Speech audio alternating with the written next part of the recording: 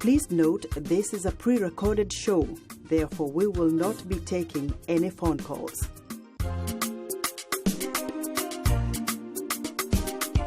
Today on Straight Talk Africa, a look at U.S. President Barack Obama's legacy in Africa. That's next, right here on Straight Talk Africa.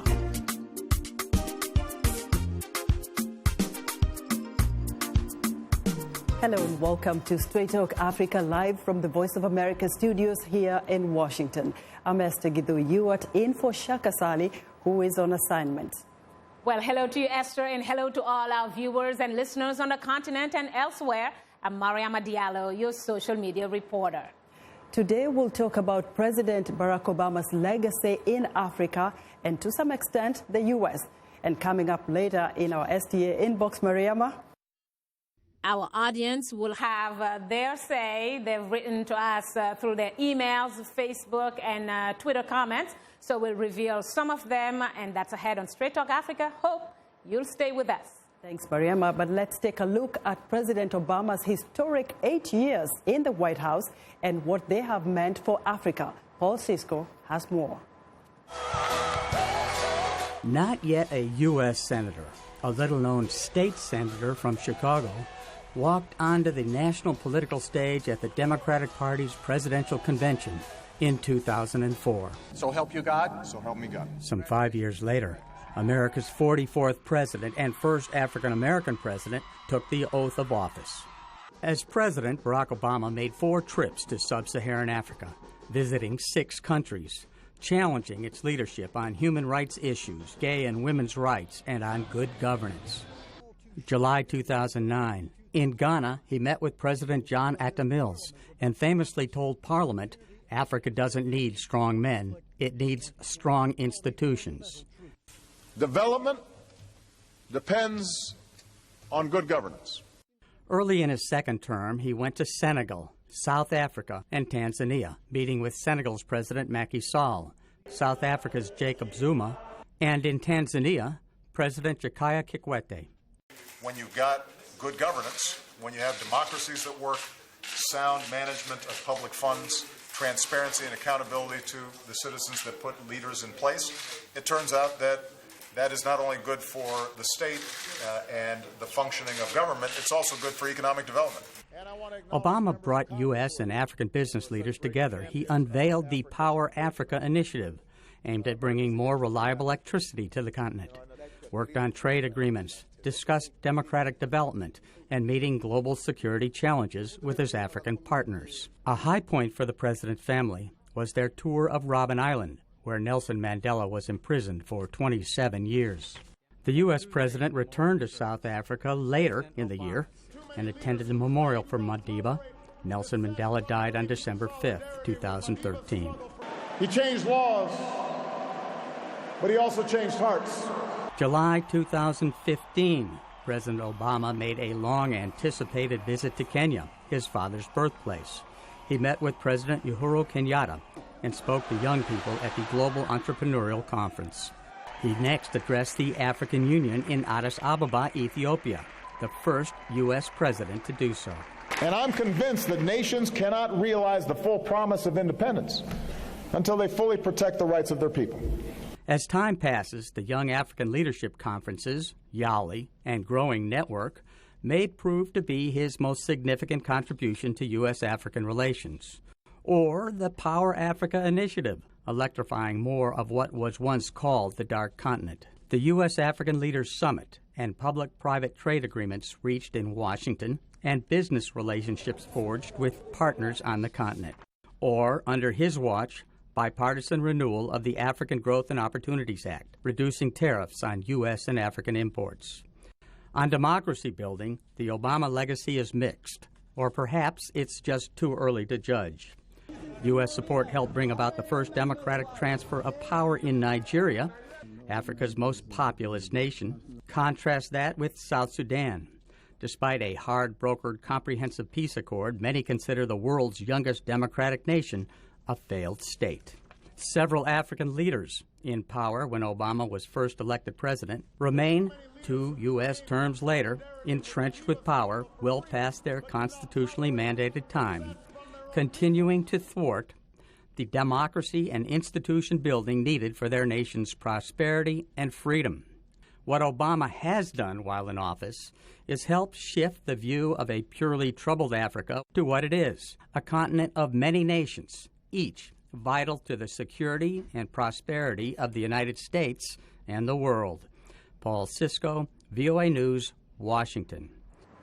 Thanks, Paul, for that report. And joining us here in the studio are Ambassador Robin Renee Sanders. Sanders served as U.S. Ambassador to Nigeria and has worked in Sudan. She has extensive knowledge on the continent of Africa. Professor Kwaku Nwama of the School of International Studies at American University. Kwaku is a native of Ghana. And Ngozi Bell, an advocate with U.S. Small Business Administration. Ngozi hails from Nigeria and has a wealth of experience on U.S.-Africa business relations. Welcome to you all. Thank you, Esther. Later in the program, we will give you, the audience, a chance to call and talk with our guests. The number to call is 202-619-3111. The U.S. country code is 1. And let's keep the ball rolling here. Ambassador, I'm going to start with you because analysts say Obama paid very little attention to Africa in the first 4 years of his presidency. Why do you think he did that, and has he made it up? You know, did he find time to make that up for the continent in the last 4 years? I think that reality has to play a part in that answer. When Obama took the presidency, you had a lot of very key or heavy domestic challenges that he had to face. I was actually in Nigeria as ambassador when he did his Ghana trip and the Ghana speech, and I think that that set the stage for what he wanted to do. I think if you understand geopolitics well enough, you understand that it takes time to turn the corner. So I think I would give him a break on that. I think he was setting the stage for some of the things he was able to do in the second term. Again, Kwaku, maybe you want to weigh in, because a lot of people say the lack of attention that we saw maybe from President Obama in those past 4 years, trying to make up for it in the last 4 years hasn't really made such a huge impact. Some of the programs we're going to look at, like Yali and others, came in his second term and perhaps don't really have a lot of impact. Your take? Yes, as the ambassador said, the expectations were quite high. There was no way he was going to meet those expectations. I remember when Obama was inaugurated, BBC had a show where Africans were calling, and somebody said, I hope he can help me open a barber shop. There's no way he can help you do that. So the expectations were very high. So there was no way he was going to meet that. But there are other reasons, too. He inherited a crisis, 2 wars, a recession, and those are constraints. And it's very hard to maneuver around some of these things in the first term. There are things that he could have done that he didn't do, and we can get into some of those later. And there's also the question of whether he was comfortable embracing his African identity to begin with. Nick Wonderwall of Cornell, for example, has written that he wasn't comfortable doing that because of the Bertha talk and the questions about whether he was born here or not. So his team saw that as a limitation, and so he wasn't rushing into that right away. And that could have been some of them. Again, you would add something on that. I think that's kind of unfair to the president to say that he wasn't embracing his Africanness. That would be like saying I'm not either. I do think that the reality is he had incredible economic crisis to deal with. He had a couple of wars, and I think the expectations did not take into reality what was actually happening on the ground. I do think he needed the first term to set the foundation for what he was able to try to achieve in the second term. Okay, let's move to Ngozi, who has been dealing with business and U.S.-Africa business, connectivity there. But again, Ngozi, when you look at it, with all that expectation, like Kwaku says, a Ghanaian or someone from Africa said, I hope he can help me set up a barber shop or something. But Africa was also seen as somehow a half partner when it comes to U.S.-Africa business relations. As opposed to being an equal partner, what is your take on that when you look at how his presidency has engaged with the continent? I would actually say that he has elevated the U.S.-Africa discourse. Africa is a very complex continent. And to engage that, you really have to take a step back and decide what is most prolific to pursue on the continent. And I think that what the president tried to do was first ensure that he had solidified the base in the U.S. with respect to the issues he had to deal with, and then move on to critical matters on the continent. And when we look at in 2010, for example, when he launched YALI, there had never been anything like that. And suddenly you had 1,000 young Africans coming to the U.S. to learn and to work on some best practices that they could take back home. And many of these young people are thriving economically because of that. And I just want to say something also, something I think that is extremely unprecedented was the 2014 U.S.-Africa Leadership Summit. It took a lot to plan that and to execute that and get 50 African heads of state to come out here to discuss business ideals and business opportunities that led to almost a $14 billion enablement with the U.S.-Africa Business Forum, which is something that's continuing. So I think Africa is complex, and I think Obama there was a lot of expectations on him, but I actually think that he brought dignity to the engagement, making Africa more of a trade partner than a partner that most people would look at in terms of aid. Ngozi, you mentioned YALI, and that's one of the flagships of Obama's initiative for Africa, which the youth of Africa love him for that, and they feel connected. But do you think it came in too late, Kwaku, perhaps, too late, that it may not have any impact when he leaves office? Well, when the president takes office, they are working with 4 years, and then if they're lucky, they get a second 4 years. So you inherit a war, 2 wars, and a recession. You focus on your domestic agenda, and to the extent that he could, a little bit of foreign policy comes in. Africa is complicated, as my sister here just said. You can't have one policy for the entire continent. There are various areas that you have to focus on. You can see that Obama was very active, even within the first term, in the Sahel, where there's a lot of instability because he inherited programs from the Bush administration that he had to follow through. So I think in the second term, he has a little bit more of a leeway to put his own agenda on the table. And knowing that there isn't going to be another election, he's freer to embrace the things that he actually wants to do. But the other side of the conversation needs to look at the partners that he had on the continent. Some of the missed opportunities that we identify in the Obama legacy has to do with the lack of strong partners on the continent. Leaders that can step up and help him do the things that he wants to do. Good governance. There's an article out talking about his mixed record on democracy promotion, for example. That's true. They've cut AID funding for democracy programs in Africa by about 40%. That's true. But look at the Mo Ibrahim Foundation, for example, that for 5 straight years haven't found a worthy recipient of their $5 million Africa Leadership Prize. There's something going on the continent. And so when you don't have partners that you can embrace and put forward a new vision, it's hard for you to make the kind of progress that you want to do. You want to go to Kenya, right? There's criticism that he didn't go to Kenya early. The president was under indictment. It's very hard for a U.S. president to go in a place until the case is resolved. So there's a lot of extenuating factors that explain where we are.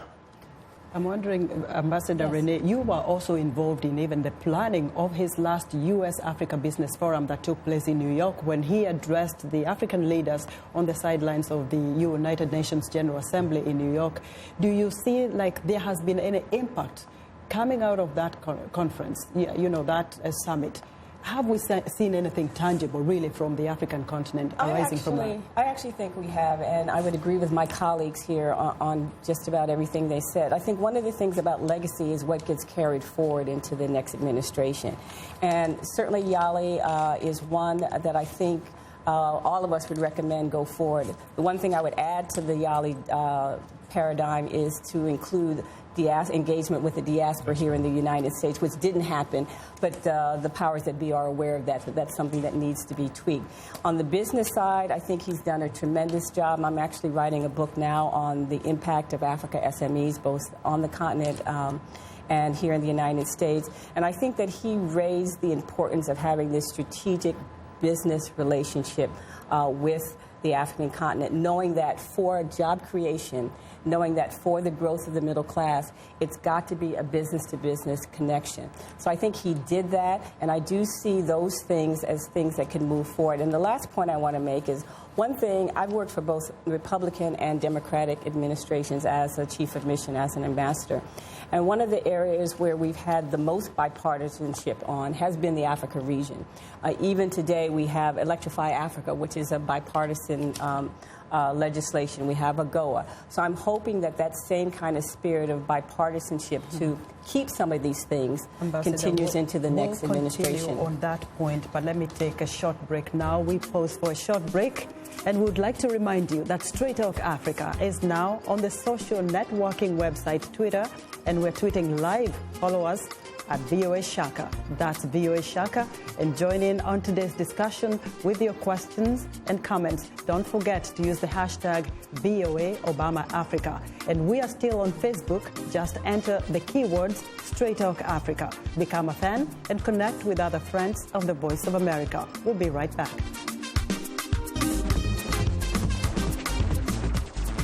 We are able to touch on things that are important to people on an everyday basis. We hope that our viewers are getting inspired when they watch our show. They're getting a view of the world from a different perspective, things that perhaps are not in their immediate vicinity. Today, I could put in on the show something that is a little different, a little unique, and this gives me that inspiration to come to work. Today's youth are not just the next generation of African leaders, they are today's leaders. And this is the time to invest in them. Today, not tomorrow. So let's connect. Let's engage with each other on issues that will transform our societies. Innovation, leadership, entrepreneurship, things that you're doing to move the continent forward, to make you the greatest generation that Africa has known. It's Up Front every Wednesday, 1730 UTC, right here on the Voice of America.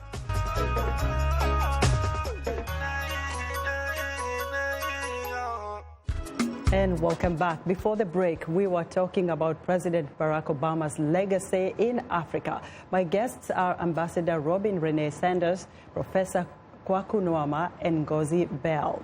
So let's take that point again and look at the impact. Ambassador, you were talking about you're writing a book and all the impact that Obama has had in terms of engaging with African leaders. But going back to the Yalis, first of all, because nobody knows at this point what President-elect Donald Trump has in terms of policy towards Africa.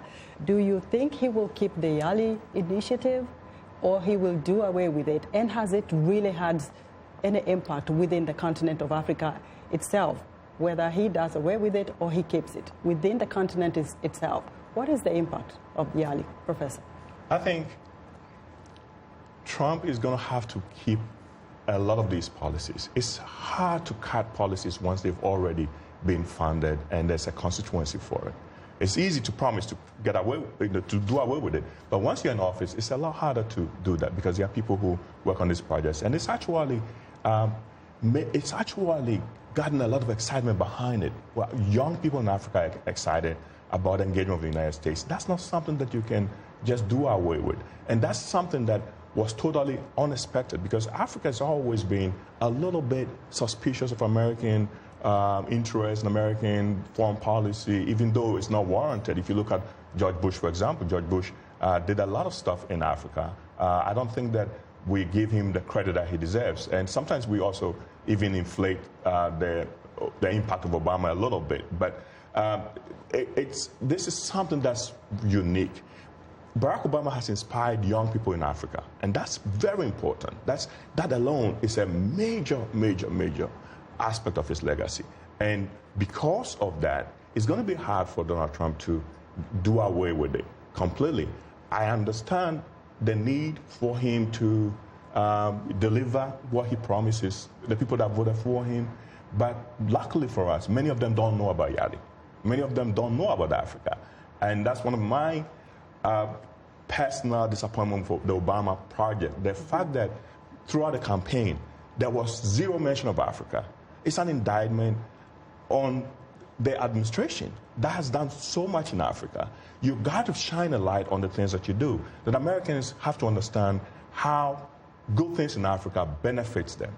People have to understand. So Barack Obama has done stuff in Africa, but it hasn't found its way into the public discourse of what's important in American foreign policy. But perhaps, that's part Professor of it. Kwaku, President-elect Donald Trump, being a very good businessman, may want to engage with the continent and continue with the business. So we'll see that. But again, Ngozi, let me come to you because you are an advocate for small businesses. And most of the Yali fellows dealt with businesses, startups here and there. And they have some sort of connectivity within the continent that they're able to reach each other, whether you're in Swaziland or in Nigeria. So do you see the impact of the fellowship helping shape Africa's future in terms of business, technology, or other startups, even in terms of leadership? So I would say the short answer is yes. And one of the things that Yali has done that I think is extremely important is that there's a 250,000 people community that has already been built. So in business, there are a few things that you should care about. One is the ecosystem. Once you build an ecosystem, you start a movement, an economic movement that takes on a life of its own. So Yali has built an ecosystem that has both investors, has practitioners, has business development, and the whole 9 yards, including continuing education. So that's one. I think the second thing also that we should look at Yali is you have brought in very hungry and excited young people to come and take best practices. They formed relationships, they formed networks. So now they have a responsibility themselves to take it the next level. So I had the opportunity to go to Demo Africa and speak to some of the Yali students. And, you know, you said something that was extremely important about somebody in Swaziland working with someone in Kenya, and that's happening. They're creating their own networks. Now, more can be done. I think one of the things that the U.S. could do better is to engage some of the government and some of the private entities within the home countries and ensure that these Yali fellows have a continuing opportunity to express what they've learned, perhaps over a period of about 2 years, you know, so that they can actually become practitioners. Can I just add one thing that I think is extremely important? You know, President Obama started the initiative Trade Africa with the East African community, right? And if you look at what happened in 2014 with Rwanda, Burundi, Kenya, and I think Tanzania, $2 billion in exports, you know, were generated in 2014. So it just tells you that the opportunity there is so great that if we open up a conducive environment, and I really think that when you sum up Obama's legacy on Africa, it was really creating an environment that allowed that enablement to happen. And I think that's the most that a leader can really do. That prompts me to want to discuss the Power Africa initiative, which is also seen as one of the landmark initiatives of President Obama. Ambassador Renee Sanders, do we know at this point whether there are any successes so far? Because most of the youth in Africa are unemployed, and Africa doesn't have reliable electricity. And so Power Africa, what kind of successes would we be talking about here? I think that one of the big challenges, I think, for the Obama administration has really been to get the word out about the great things it has done. And one of the things about the new administration coming in, I think we can't usurp the prerogative of any new administration coming in. What we can do is make the best recommendations of what we think in the Africanist community that should go forward. And Power Africa would be top on that list. There has been an additional, 3,000 megawatts or more added to the grid as a result of Power Africa. You have the Electrify Africa legislation. You have a number of off-grid projects that are supported by USAID and the African Development Foundation. And I think we can't shortchange the foundations and the private sector on the continent. They have also stepped up to the plate on entrepreneurship. You've got the Lumalu Foundations, you've got the Van Gogh Foundation, all giving a lot of money to SMEs. And my book is actually not on the Obama legacy, it is on Africa SMEs. And so I've done a lot of research on what's being done on the continent, and I think that the most important pivot, I think, is the focus on the strategic relationship on business with small enterprises and the engagement with the diaspora. That is the new message. I don't think any of the previous administration, and I was in Clinton as well as the Bush, and appreciated my time in both. But I think the thing I've seen the pivot on is this engagement with the diaspora, both here and on the continent. When I say diaspora, I'm talking about nationals, I'm talking about immigrants, I'm talking about African Americans, bringing us into the discussion, bringing us into the policy discussion. And what I hope the prerogative of the next president will be to have somebody as the top Africa diplomat that will look at these things and carry some of these things forward.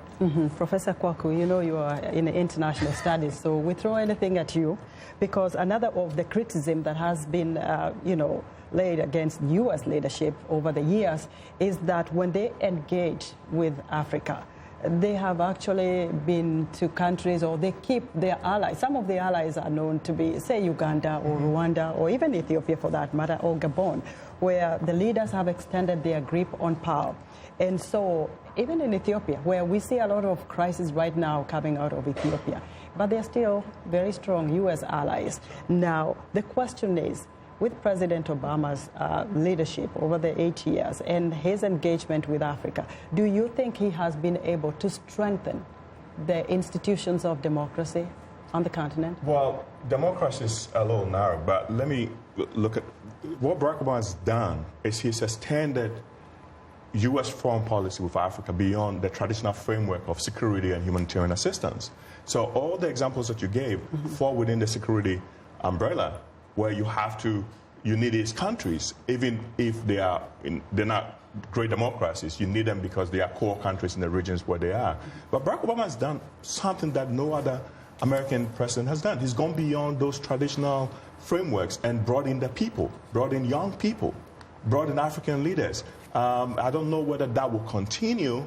Even programs that are good programs will die if the new administration has no interest in sustaining them, because you need money to keep all these programs running. So that's one of the big things that he's done. Bringing in, Yali, for example, it's incredible, and that's always going to be there. Look at the Mandela Fellowship that brings young people to Washington. That's a fantastic thing that he's done. So he's brought in ordinary people, particularly the youth, which is the future of the continent. So that's a remarkable thing. And you still have to do the traditional stuff, but you can enlarge the pie, which is what he's done. Can I say something on security just quickly? Because I think one of the initiatives that doesn't get highlighted a lot is the security governance initiative that the administration has. And I think what will be key is who, as I said before, ends up driving Africa policy at the State Department. There are a number of people that I have in mind that I hope, get considered, who are, very diehard Republican activists, but that they're known in the Africa community. They know Africa, they care about Africa, and they would be good in that position. So I'm hoping that they will look for somebody who is an Africanist that will be in that top diplomatic job. But on security, having been in Nigeria when the uptick in Boko Haram began, I think that the administration has really done a lot to kind of bring the countries together that are affected and impacted by this. You've got not only the anti-corruption campaign, but you've got the security governance initiative, which people don't hear a lot about, which is an extremely great initiative. The amount of money that has gone into the multinational force that's in Mali. So I think that the discussion, Yali is great, we all love it, but there are a lot of other security programs that we hope stay in place going forward. Ambassador, when we come back after the break, and we'll follow up on that, because Africa has become fragile and all these issues of terrorism, we need to look at that as well. You're tuned into Straight Talk Africa. We'll have more on our discussion in a moment. But first, here's Mariama Diallo. Reveal some of the fantastic feedback we've received from our audience through social media.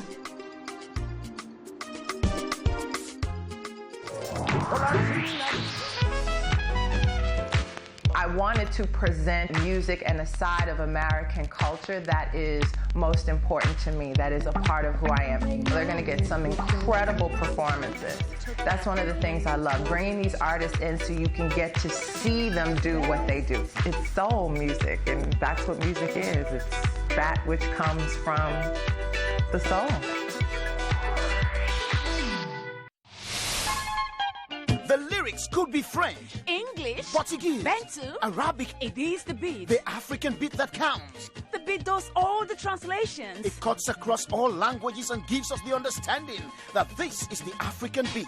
It is so distinct and adhesive. It binds us together. African Beat on the Voice of America. For more information, visit our website at www.voanews.com/AfricanBeat.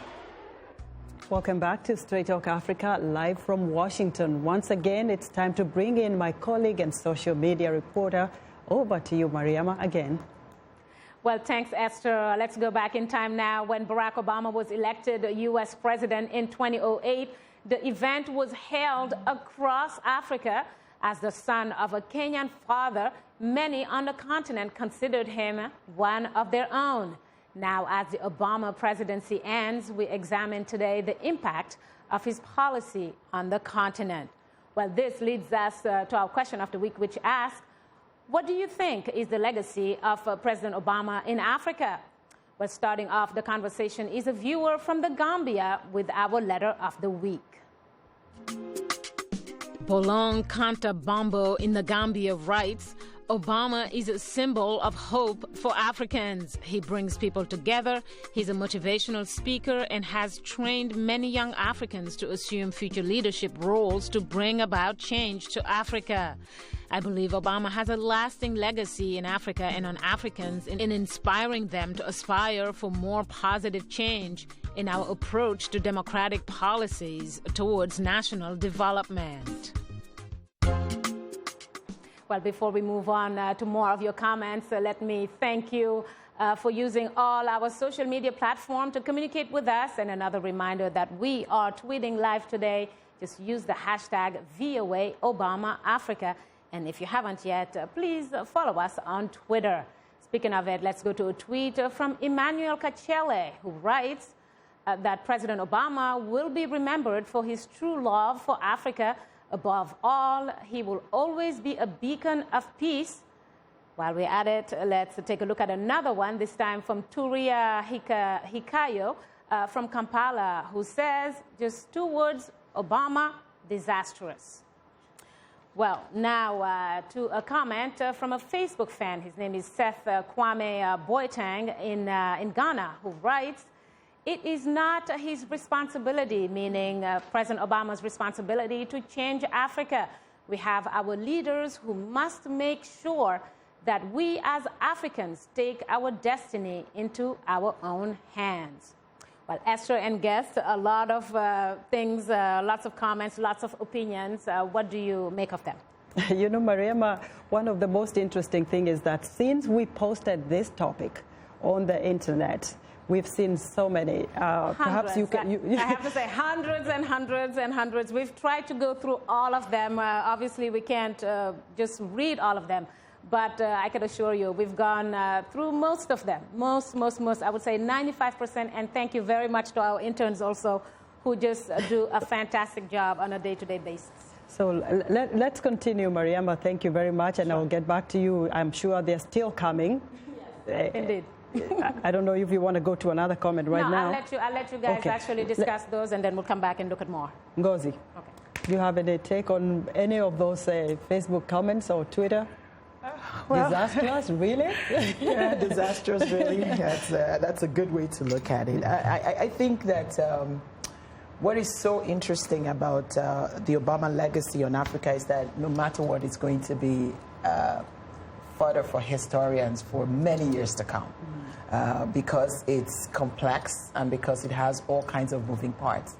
But I think that it's really important that Africans remember that this was a president that tried to look at Africa from an equal partner perspective. I think that's probably the biggest stamp of approval that we can give him. Let me take it back to Mariama. Mariama, do you have another comment from the Facebook or even Twitter? Absolutely. We'll go to Facebook, and this one is from Yahya Ahmed Gumel from Nigeria, who writes that Barack Obama's legacies are numerous in Africa.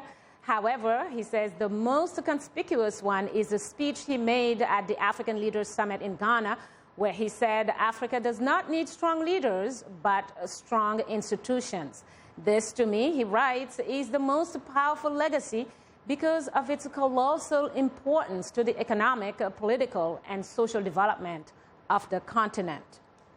Let's take a look at another one while we're at it. This might be our last one. It's from Didel Katnan from Jos in Nigeria, who actually doesn't agree. He said words needs nothing with legacy. Words have nothing to do with legacy. What he has done to touch, what has he done, he asked, to touch the lives of Africans? In simple terms, he says, Africa has all it takes to compete with other advanced countries in the world. We have been misled by poor and corrupt leaders who made us fail to realize our potential. Obama has done nothing, rather added salt to injuries. Well, we have to show all sides and all opinions. Once again, your thoughts. Mariama, thank you very much. I see Professor Kwaku shaking his head. Well, that's not an uncommon sentiment in Africa. Adebayo in South Africa, the Center for Conflict Resolution, wrote a piece describing Barack Obama's legacy as a politics of symbolism. Empty words and no action. I don't agree with that because symbols are important. But in terms of, if you compare George Bush, who most Africans will probably tell you is not their favorite president, if you compare what Bush did on the continent to speeches that Barack Obama gave, they don't compare. You know, look at PEPFAR, for example, which has saved African lives. Programs that really put money on the continent. So speeches are important because they give us vision, but you have to follow up. But as one of our commenters said, it's up to Africans to do these things. I don't think that it's it's American president's job to develop the continent. It's great if he can help, but this is a job that should fall to Africans. But before we went to break, I wanted to comment on what Ambassador said. Barack Obama's legacy has a gestation period. It's going to take a while for us to see whether the seeds that he's planted will actually yield fruits or not. And that requires a cooperation of the incoming government. So my plea to Africans is that we cannot disengage from working with the Trump administration. If you're interested in seeing Barack Obama's legacy blossom, you cannot sit this one out. I remember when George Bush was elected, and you would go to conferences, and black people that were working with the administration will show up, and they will get booed.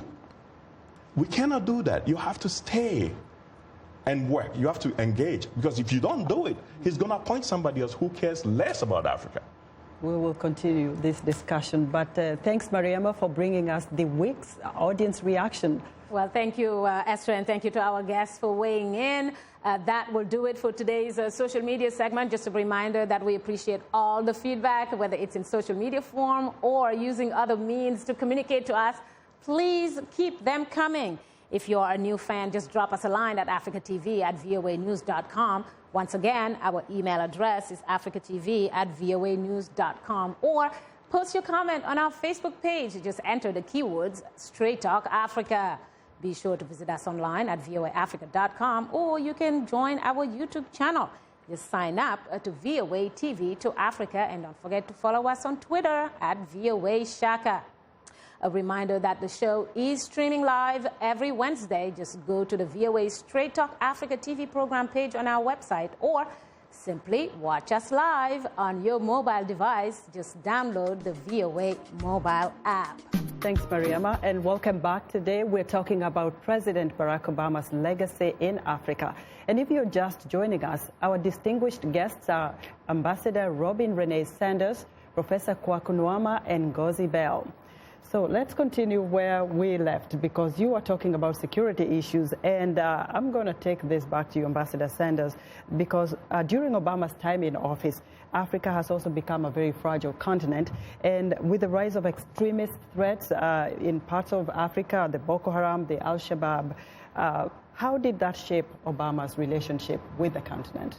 I think that in addition to sort of the step up on business, we had a step up on engagement and security. And I do want to wrap my comments around the comment that was made on Facebook about the legacy issue. And I mean, it was a partnership. And of course, the partnership is two parts. You've got to have what we can do, but we also have to have what the continent can do. And that applies to security as well. I think that with the Security Governance Initiative, a lot of money has been put into helping on logistics, helping on training, helping on sharing intelligence across the Sahel, but also including Al-Shabaab and in other areas. I do think that we are at a time in our lives on the continent where we have to really pay attention to the growth of extremism on the continent. It's something that keeps me up at night because I think that extremist groups like ISIS and Al-Qaeda are playing out their differences on the continent. I think we saw that in Cote d'Ivoire. We see it in the north of the continent in places like Tunisia, certainly in Libya. So we cannot take our eye off the ball on security. So the incoming administration, and again, it goes back to that person in that top diplomatic job knowing Africa. And there are a lot of very good Republicans that are diehard Africanists and love Africa just as much. And I'd like to see one of them in that job because they can just pick up from where things are now. So I would say, you know, increase the intelligence sharing, increase the logistics, increase the training, and increase the engagement because I don't think we're going to see a diminishing but we're going to see different kinds of terrorist attacks being played out like we saw in Cote d'Ivoire and like we see in Mali off and on. So we can't take our eye off the ball on security. So going to you, talking to you, Ngozi, because when you look at some of those landmark initiatives, the YALI and the Power Africa, I'm thinking ahead. Post-Obama's presidency, do you see him pursuing some of those agendas and continuing to work with the Africans in terms of the young people's, you know, leadership abilities, their startup businesses? What kind of agenda do you think he will pursue after his presidency? Well, that's that, you know, we don't have a crystal ball. So that's a little bit of a hard problem. Yeah. But your question is extremely important, and I think we have to look at it almost strategically, right? Yeah. So, for example, in 2009, China overtook U.S. as Africa's largest trading partner. You know, what that says is that China recognized that for its own growth, it needed Africa. The European Union signed the EPA, the Economic Partnership Agreement, with about 30-something nations on the continent, giving them priority with products and with solutions into the continent. Why? Because they saw that as a critical growth opportunity. So when we go back to our President-elect Trump, being a good businessman, if you recognize that the world is going after this continent, where 65% of the population is going to be the biggest growth population on the planet, then I assume that he's going to look at it from the perspective of the benefit to this country and how that win-win needs to be created. And I think we have to be hopeful about that. The second thing is with respect to Ebola. Ebola taught us a lot of things. When the Ebola crisis hit, you know, there was a lot of talk that the U.S. did not pay enough attention for about 9 months. Then shortly after that, the U.S. released about 3,000 troops. They were training health workers at a clip of about 500 per week. But they did that because they recognized that the global world affects the United States. It affects its economy. It affects its people. So I think we have to remember that whatever is done for Africa, it's really done for America. You know, so when you see that clearly, and I think any good businessman would see that, you're having a place where real economic growth can happen. In fact, you know, we talk about Power Africa. All the Power Africa initiatives that are ongoing, and I know some, especially with respect to renewable off-grid solutions that have been successful, small scale, but all of them are creating jobs here. I know a company that started with about 4 people. Today, they're up to 10. So the reciprocal opportunity here is real high-paying American jobs. And one thing I know about America, America understands economics and what benefits it. And that's where I really rest my hope, not so much in America helping Africa, but in America helping itself by engaging Africa. And Americans need to hear that. Wow. We need to articulate that so the Americans know. Let me take a short break and we're going to roll this to the end. So a reminder that you're tuned in to Straight Talk Africa. If you wish to participate in our discussion, please call us at 202-6 619-3111. And the U.S. country code is 1. We'll continue our discussion in just a moment. I'm Milar Sega. I'm the host of VOA's The Correspondents, a roundup of the world's top stories with analysis from our dedicated reporters. It's really a conversation the same way that you would bring a friend to your home and ask them what's going on. And our correspondents will do that and answer those questions through their own eyes. That appears a false choice in more ways than one. We can't actually put you there, but we can come pretty close. In 30 minutes, we'll show you the world.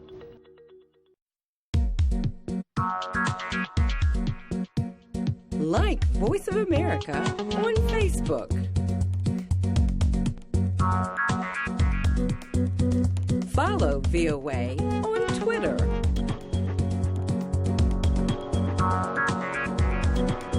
Join VOA on our YouTube channel.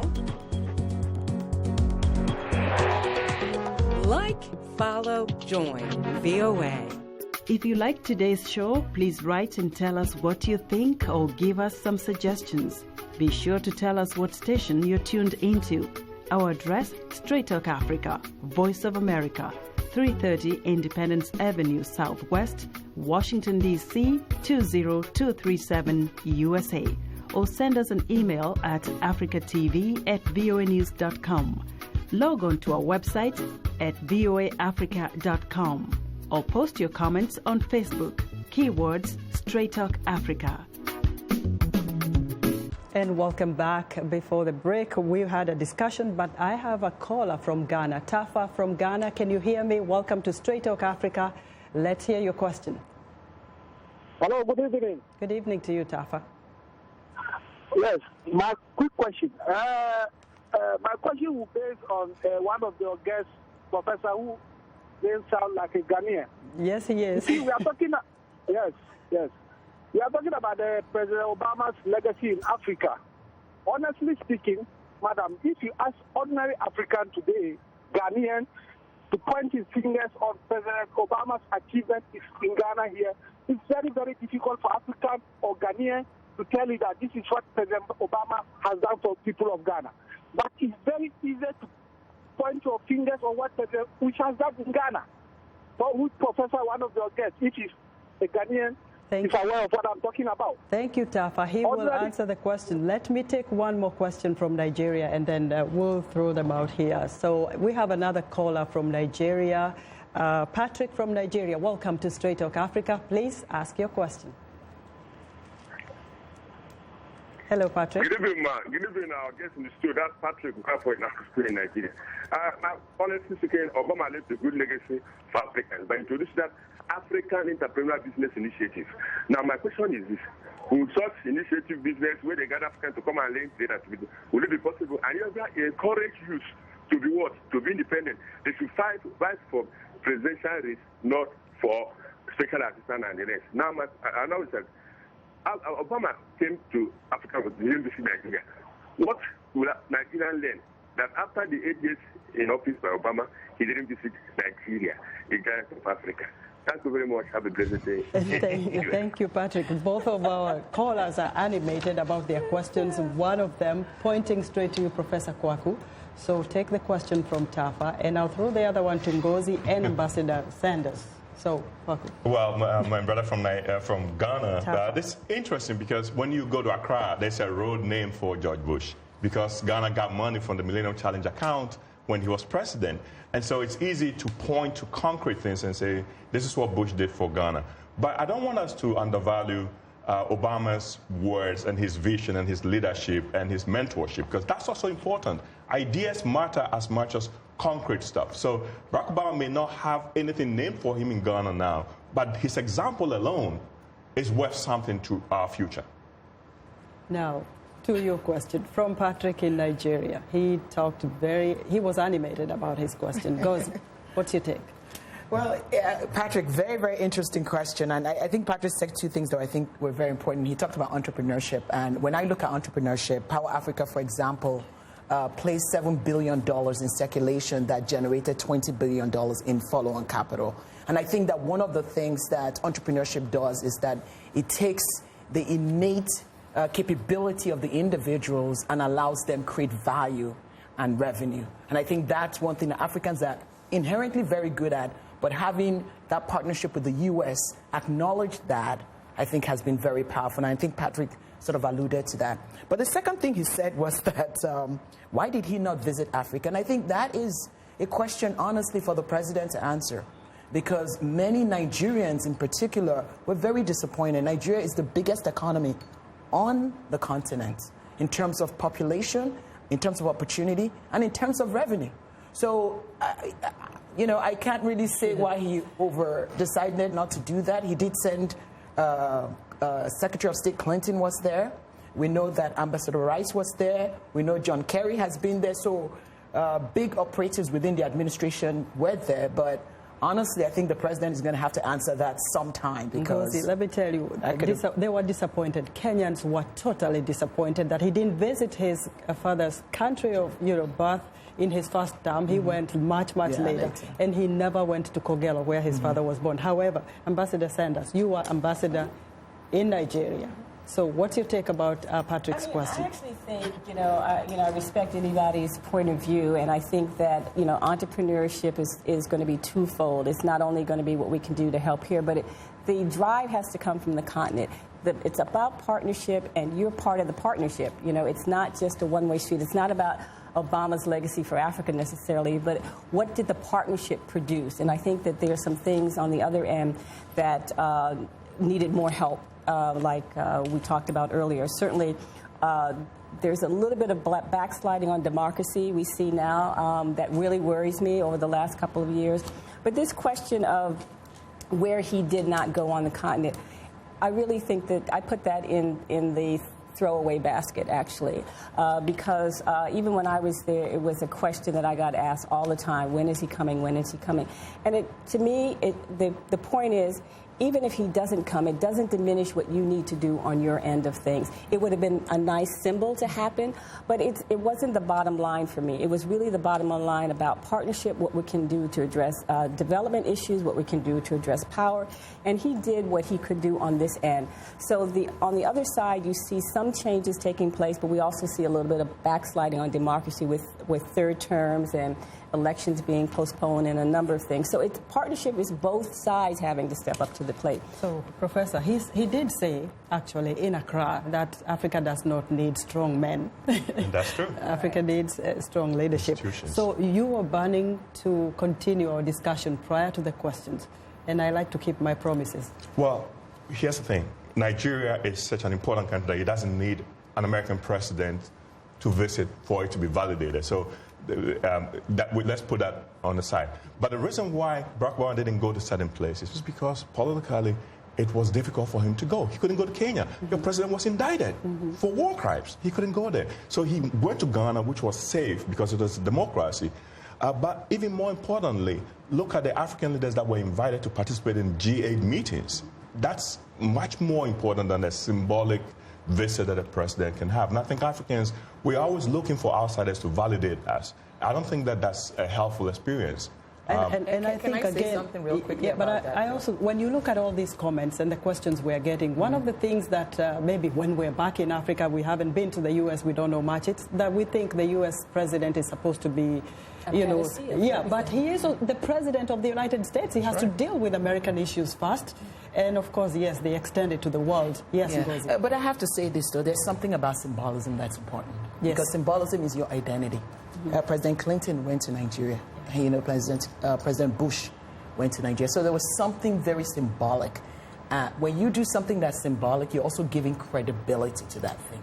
So I have to say that I understand the sentiments around the president not going, and they're valid sentiments, and I think we have to be careful not to discard them, because when you are identified with someone, you're saying that this person is my partner. So I think that is a question that the president is going to have to answer on his own someday, and I think we kind of have to leave it at that. But I do want to say something that I think is very important. AGOA enabled, for the first time on the planet, that an African country, Namibia, can export beef into the U.S. That is phenomenal. If we have more incidences like that, that would change the trade relationship between the continent and this country, and I think that's great. And I think that's something and that's we must one of the things that they're also on. concerned about with an incoming president. Right. How will AGOA play out? Will this go on? Because most of the Africans that are in partnership within AGOA depend on it to put food on the table. Right. You know, in terms of AGOA, it's been passed by the United States Congress, so it is there at least for 10 years. The question is, how do you build on it? How do you provide the technical assistance? And I'm just going to go back to, you know, whether he went to Nigeria or not, because that one I've had to deal with for so long. And I do put it in the basket over here because, in the end, think about the years that he would have gone. We were trying to ensure that Nigeria had a free and fair election. The same parameters existed for him then. If the situation had been different on the ground, I'm sure he would have gone there. But it wasn't the time for him to be there, and I will stand by that statement for a long time. Now, the question today is quite different. You know, if he had another 18 months or so, I'm sure that he would get there. But during the time that all of this came up, it was not politically the time for him to go there because we weren't even sure Nigeria was going to be able to get to having a free, a fair, and democratic election process. Okay, I'm going to throw this question and hear your take, but President Obama has always said that being on the right side of, you know, he talks about being on the right side of history. But do you think, from an African perspective, Professor Kwaku, that history will be kind to President Obama? History will be fair to him. I think that because Africans take a long view of things, and as Ngozi said, Barack Obama has shown respect for the continent, which is not something that we take for granted because we've gone through experiences where Africa was always treated as an insignificant part of the world. So that's important. Africa, he shows that he respects Africa, and that's important. That's not small. If the seeds that he has planted, the leadership seeds that he's planted, if those yield the fruits that we expect, then we can look forward to a future generation of African leaders who were inspired by Barack Obama, either because they participated in Yali or they came to Washington as Mandela Fellows, or they simply saw him on TV and said, I want to be like that man. So the future, we don't know yet what's going to happen. And as I keep saying, we have to make sure that these seeds don't die. We have to water them. We have to cultivate these dreams. Ambassador Robin Sanders, domestically, the African Americans are already nostalgic about President Obama leaving office. He is the first African American president, and there's that feeling, well, our brother is leaving, our son. How do they feel? Did they see him as one who made an impact, especially for the African Americans?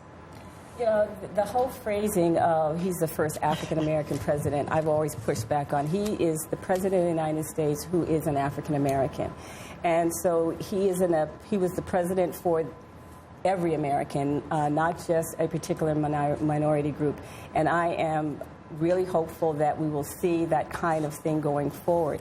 So I do think that, just similar to some of the comments that we've heard today, I do think that there was an expectation, unrealistic expectation for things that the president were going to be able to do for various groups, particularly African-American groups. But he has done a lot. I mean, in terms of the economy, in terms of My Brother's Keeper, Mrs. Obama is phenomenal in terms of her work with at-risk groups, particularly young girls, not only in Africa, but certainly here in the United States. So I think that, legacies are about what people talk about once you've moved on. And I do think that history will be not only fair to him, but I think it'll be kind to him in some ways that we don't see today. And, going forward, we have a new administration. I take the view that we have to give this new administration a chance. We have to engage. We even need to voice who we think needs to be the Assistant Secretary of State for Africa. Not me, of course. But we have to. We can't disengage. This is the U.S. Democracy is not about everyone having the same opinion. I think you've been very fair, all of you, to the president's legacy. Let's take it there. We will have to leave it there for today. On that note, thanks to our distinguished guests, Ambassador Robin Renee Sanders, Professor Kwaku Nwaama, and Ngozi Bell, and to all our affiliate stations, along with our viewers and listeners, we thank you very much for tuning in. For many of our Voice of America radio affiliates, Learning English is coming up next. And tomorrow morning, It's Daybreak Africa with James Buddy. On behalf of the Voice of America, thanks for tuning into Straight Talk Africa, and a very good night from our VOA Global Headquarters here in Washington.